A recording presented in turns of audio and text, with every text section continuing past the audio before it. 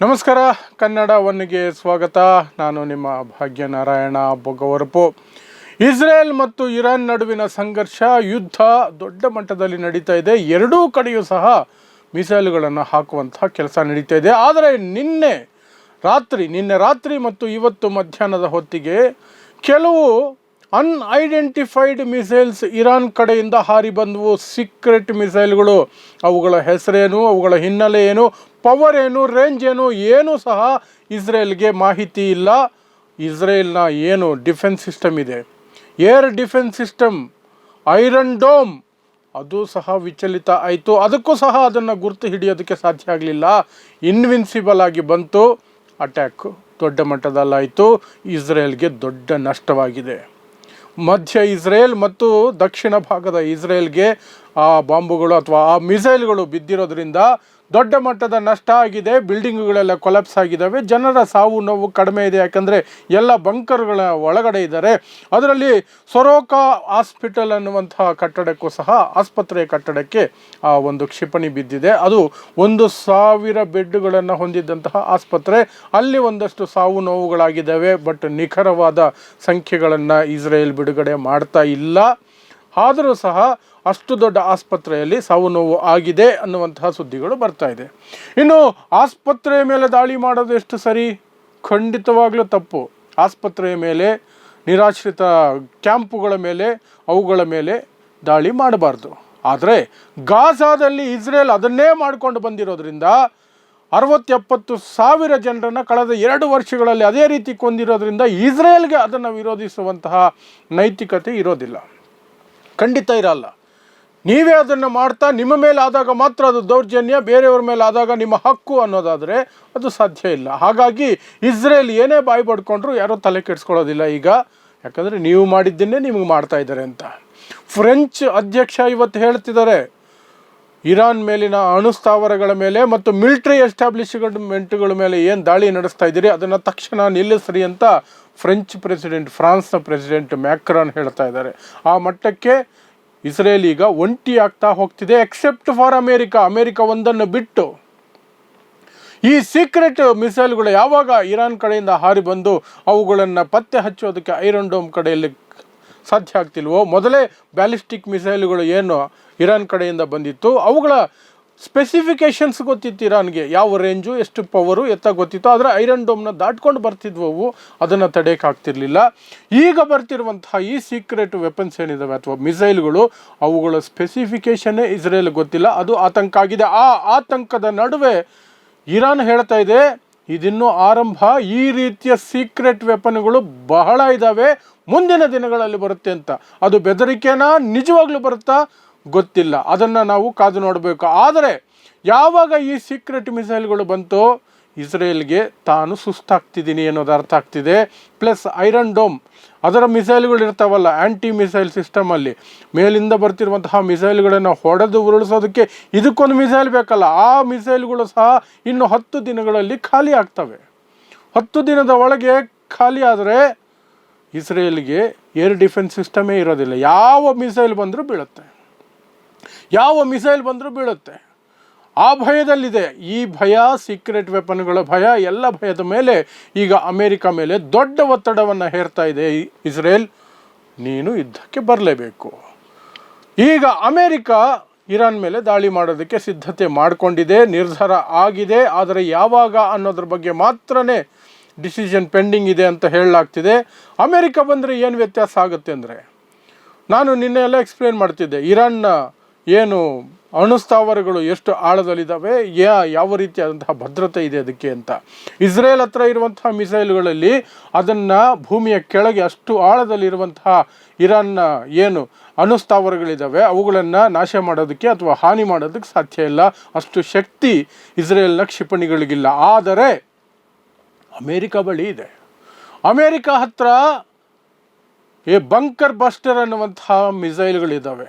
ಅವು ಭೂಮಿಯ ಆಳದಲ್ಲಿರಬಹುದಾದಂತಹ ಕಟ್ಟಡಗಳನ್ನು ಅಥವಾ ಸ್ಟ್ರಕ್ಚರ್ಗಳನ್ನು, ಸ್ಥಾವರಗಳನ್ನು ಹಾನಿಗೊಳಗಾಗಿಸುವ ಅಥವಾ ನಾಶ ಮಾಡುವ ಶಕ್ತಿಯನ್ನು ಹೊಂದಿದೆ ಅಂತ ಹೇಳಲಾಗ್ತಿದೆ.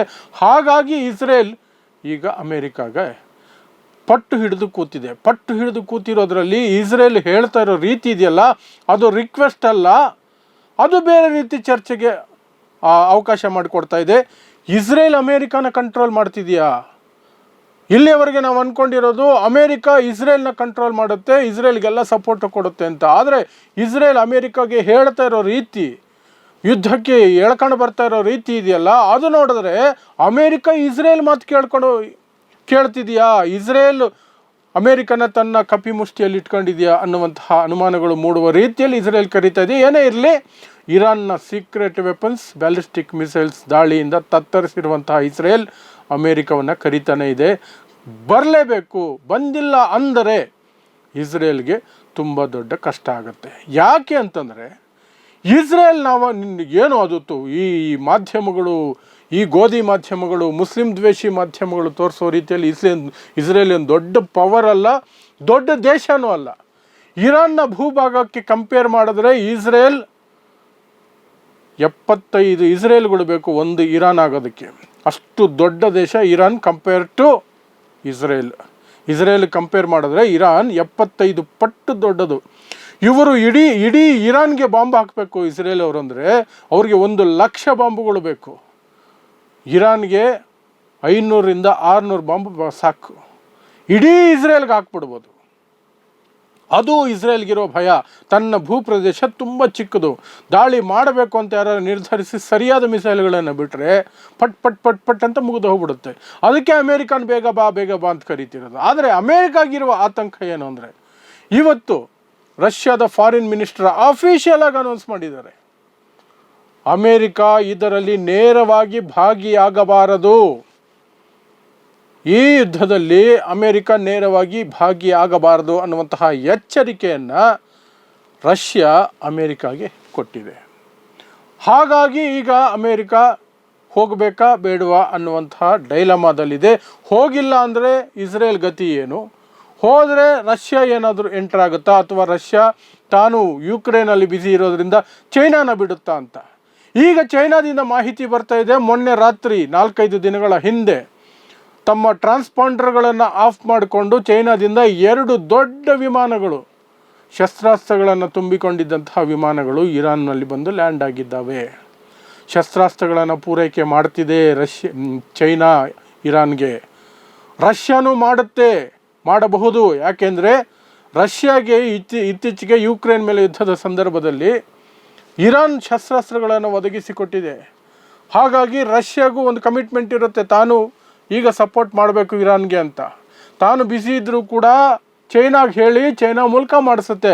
ಅದರ ಭಾಗವಾಗಿ ಈ 2 ದೊಡ್ಡ ವಿಮಾನಗಳು ಬಂದು ಇರಾನಲ್ಲಿ ಲ್ಯಾಂಡ್ ಆದ್ವಾ.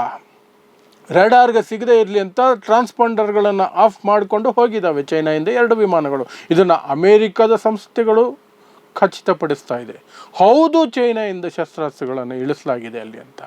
ಈ ಸೀಕ್ರೆಟ್ ಮಿಸೈಲ್ಗಳು ರಷ್ಯಾದವ ಅಥವಾ ಇರಾನ್ ನಿರ್ಮಿತಾನ, ಅದು ಸಹ ಚರ್ಚೆ ನಡೀತಾ ಇದೆ. ಏನೇ ಆಗಲಿ, ಆ ಸೀಕ್ರೆಟ್ ಮಿಸೈಲ್ಗಳಿಗೆ ಇಸ್ರೇಲ್ ಹತ್ರ ಉತ್ತರನೇ ಇಲ್ಲ, ಅವು ಏನು ಅಂತಲೇ ಗೊತ್ತಾಗ್ತಿಲ್ಲ. ಇದು ಈಗಿರುವಂತಹ ಸನ್ನಿವೇಶ.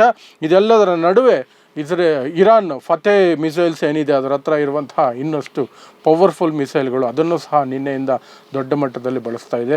ಒಟ್ಟಿನಲ್ಲಿ ಇಸ್ರೇಲ್ಗೆ ಉಸಿರಾಡೋದಕ್ಕೆ ಇರಾನ್ ಬಿಡ್ತಾ ಇಲ್ಲ, ಇರಾನ್ಗೆ ಉಸಿರಾಡೋದಕ್ಕೆ ಇಸ್ರೇಲ್ ಬಿಡ್ತಾ ಇಲ್ಲ. ಯಾಕಂದರೆ ಇಸ್ರೇಲ್ ಕಡೆಯಿಂದನೂ ತನ್ನ ಎಲ್ಲ ಶಕ್ತಿಯನ್ನು ಮೀರಿಸಿ ಅವುಗಳ ದಾಳಿಯನ್ನು ಇರಾನ್ ಮೇಲೆ ಮಾಡ್ತಾ ಇದೆ. ಟೆಹರಾನ್, ಇರಾನ್ನ ರಾಜಧಾನಿ, ಬಹುತೇಕ ನಿರ್ಜನ ಪ್ರದೇಶ ಆಗ್ತಾ ಇದೆ. ಎಲ್ಲರೂ ಕೂಡ ಬೇರೆ ಬೇರೆ ಪ್ರದೇಶಗಳಿಗೆ ಹೋಗ್ತಾ ಇದ್ದಾರೆ. ಯಾಕಂದರೆ ಇಸ್ರೇಲ್ನ ಮಿಸೈಲ್ಗಳು ಬ್ಯಾಕ್ ಟು ಬ್ಯಾಕ್ ಬಂದು ಬೀಳ್ತಾ ಇದ್ದಾವೆ. ಸುಮಾರು 400ರಿಂದ 600 ಜನ ಇರಾನ್ನಲ್ಲಿ ಇಲ್ಲಿಯವರೆಗೆ ಜೀವ ಕಳ್ಕೊಂಡಿದ್ದಾರೆ ಅನ್ನುವಂತಹ ಸುದ್ದಿಗಳಿದೆ. ಈ ಕಡೆ ಇಸ್ರೇಲಲ್ಲಿ ಕೇವಲ 30-40 ಜನ ಸತ್ತೋಗಿದ್ದಾರೆ ಅನ್ನುವಂತಹ ಸುದ್ದಿಗಳಿದ್ದಾವೆ. ಯಾಕಂದರೆ ಅವರೆಲ್ಲ ಬಂಕರ್ ಒಳಗೆ ಸೇರ್ಕೊಂಡಿದ್ದಾರೆ. ಭೂಪ್ರದೇಶದಲ್ಲಿ ಯಾರೂ ಇಲ್ಲ, ಭೂಮಿಯ ಒಳಗೆ ಅವಿತು ಕುಳಿತಿದ್ದಾರೆ. ಸೊ ಇದಿಷ್ಟು ಈ ಒಂದು ದಿನ ಕಳೆದ ನನ್ನ ಸುದ್ದಿಗಳಿಂದ ಈ ಸುದ್ದಿಗಳವರೆಗೆ ಈ 24 ಅವರ್ಸಲ್ಲಿ ನಡೆದಿರುವಂತಹ ಬೆಳವಣಿಗೆ. ಸೊ ಇನ್ನು ಮುಂದಕ್ಕೆ ಏನೇ ಬೆಳವಣಿಗೆಗಳಿಲ್ಲೂ ಸಹ ನಿಮಗೆ ಪ್ರತಿದಿನ ಇದರ ಅಪ್ಡೇಟ್ ಕೊಡುವಂತಹ ಪ್ರಯತ್ನವನ್ನು ನಾನು ಮುಂದುವರಿಸ್ಕೊಂಡು ಹೋಗ್ತೀನಿ. ನೋಡ್ತಾ ಇರಿ ಸಮಾಜಕ್ಕಾಗಿ ಕನ್ನಡ 1 ನ್ಯೂಸ್. ನಮಸ್ಕಾರ.